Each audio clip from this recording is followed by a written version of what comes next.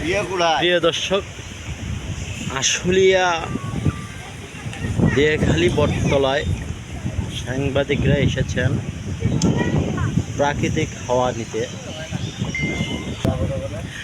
প্রাকৃতিক হাওয়া নিয়ে কিন্তু মনসুর ভাই বর্তমান মোবাইলের ধ্যানে পড়ে গেছেন। এখানে দেখতে পাচ্ছেন এক একজন বিড়ি খাওয়ানো ব্যস্ত। দেখি ইসমাত ভাই বিড়িটা একটু দেখান। এই তো সুন্দরভাবে বিড়িটা খাইতেছেন। কি মজা না, বিড়িটা কি মজার মজা। হ্যাঁ, এখানে কিন্তু এরশাদ সাহেব কিন্তু ফোনে কথা বলে নিয়ে ব্যস্ত। পাশেই কিন্তু তিস্তা বাবু, সেও কিন্তু মোবাইল নিয়ে ব্যস্ত, কিন্তু অন্যদিকে ঘুরে রয়েছে। বাবু একটু হাই দেন। আপনাদের প্রাকৃতিক হাওয়াটা কেমন লাগতেছে? অসাধারণ হাওয়া।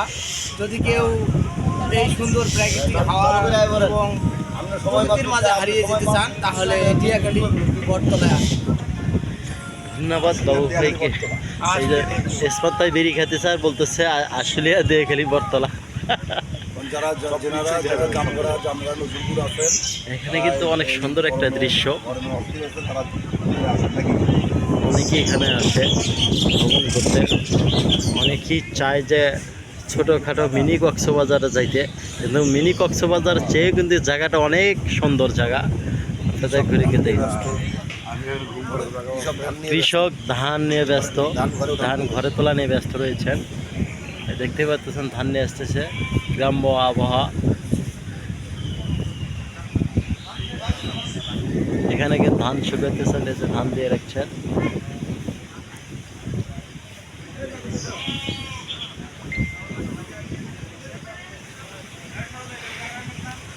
সর্বকথায় বলতে চাই, যদি এই গরমে এগুলো, যেহেতু এখন বর্তমান কারেন্ট কিন্তু ভেলকিবাজি শুরু করে দিয়েছেন অলরেডি, তো এই গরমে ঘরের ভিতরে বসে না থেকে আপনারা আশুলিয়া এয়ারপোর্ট ইউনিয়ন দিয়াখালী বটতলায় প্রাকৃতিক হাওয়া নেওয়ার জন্য চলে আসেন। ভালো লাগবে, মনটা ভালো হবে, ফ্রেশ হবে। ধন্যবাদ সবাইকে।